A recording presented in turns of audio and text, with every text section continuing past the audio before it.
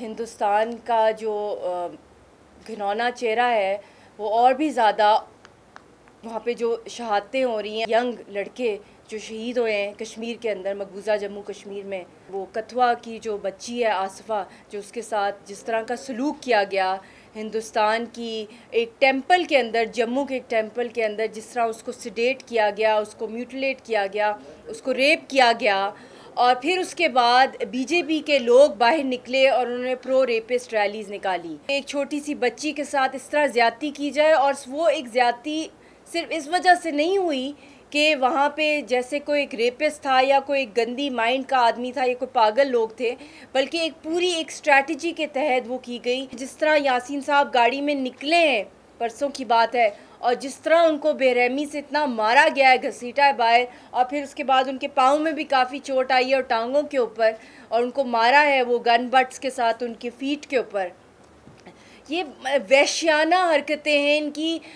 ये इस हद तक पागल हो गए हैं कि आप सोच नहीं सकते कि कोई एक महज़ब एक लीडर हैं, एक कौम के लीडर हैं, और जिस बेरहमी से उनको बेइज्जती की जाती है, उनको मारा पीटा जाता है, टॉर्चर किया जाता है, और इस वक्त भी he is in jail right now. मेरा ओढ़ना बिछोड़ना, सोना जीना मरना, हर वक्त इस कश्मीर कॉज जो दुनिया के सामने ये इतनी बड़ी एक ट्रेजेडी है कि आज सो कॉल्ड एक 21st सेंचुरी है, और उसके अंदर हमारे बच्चे जो हैं वो अपने स्कूल बैग इसलिए जला रहे हैं क्योंकि स्कूल्स के अंदर, कॉलेजेस के अंदर, यूनिवर्सिटीज़ के अंदर आर्मी की छावनियाँ बन गई हैं, ग्रेनेड अटैक्स किए जाते हैं, महीनों महीनों हमारे कर्फ्यूज़ रहते हैं वहाँ पे। तो ये वो सवाल हैं जो एजुकेशन का पूरी दुनिया में ढिंढोरा पीटा जाता है, और पीस के बारे में बड़ी बड़ी कॉन्फ्रेंसेस की जाती हैं, मगर जो असल मसले उसके ऊपर तो कभी भी नहीं हाईलाइट किया जाता। सबसे प्रिंसिपल पार्टी कश्मीरी हैं। जब उनकी आवाज़ नहीं सुनी जाएगी दुनिया के सामने, तो कैसे इसका कोई हल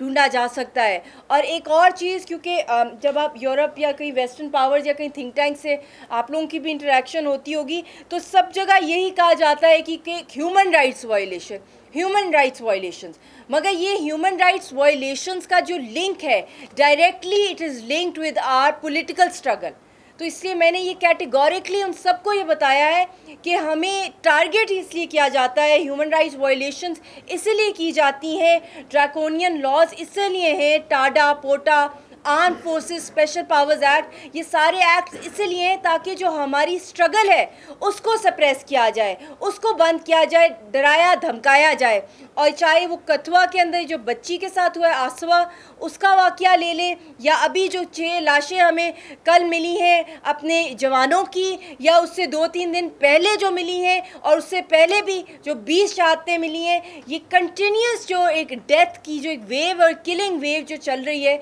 हिंदुस्तान की, ये मैंने वहाँ पे बार बार उनको ये बताया कि दुनिया में नामुमकिन है। आप समझते हैं कि कश्मीर किसी और प्लैनेट पर है, मगर पूरी दुनिया अफेक्ट होती है, पूरे रीजन का अमन। जब साउथ एशिया के अमन का जो ख़तरा है वो हिंदुस्तान है, और यासीन साहब की जो स्ट्रगल है वहाँ पे बच्चों की, हमारे सारी लीडरशिप की मैंने बात की, गिलानी साहब की, आसिया साहिबा की, शबीर शाह साहब की, तो लोग सुनना चाहते हैं। ये जो बहुत बड़ा एक कॉन्सेप्ट है कि दुनिया इंटरेस्टेड नहीं है, वो ये ही कहते हैं कि जी हम क्या करें, हमें ना वहाँ जाने दिया जाता है ना उन लोगों को यहाँ आने दिया जाता है। और मुझे भी लाने के अंदर मिस्टर बुंदेविक का मेरा जो वीज़ा लगा है उनका बहुत इम्पॉर्टेंट रोल था कि उन्होंने, क्योंकि एक मेरे ख़िलाफ़ हर जगह लेटर्स डिस्ट्रीब्यूट किए जा रहे थे कि इनको कोई वीज़ा ना इशू किया जाए, ये ना आए, क्योंकि ये जो भी वीडियो पैगाम या पाकिस्तान में भी जो काम करी हैं, जो इनके खावंद मकबूजा कश्मीर में करें, इसकी वजह से लोग, पब्लिक बाहर निकलती है, आवाम बाहर निकलती है, और इनके ऊपर बैन लगाया जाए। हालांकि मैं कोई टेररिस्ट नहीं हूँ, मैं एक लड़की हूँ, मेरी बेटी है, हम विक्टिम्स हैं, मेरा शौहर एक विक्टिम है, एक पॉलिटिकल लीडर है, एक पीसफुल लीडर है। और मैंने ये भी दुनिया को, उनको सबको ये बताया कि आप 1 मिनट के लिए इमेजिन कर लें, एक पूरी कौम है जो निहत्ती कौम है, 8 लाख फ़ौज के सामने। मैंने कहा आप 1 मिनट इमेजिन कर लें आपकी कोई फ़ौज ना हो, आपके ऊपर एक ऑक्यूपेशन आ जाए, आप लोग क्या करेंगे?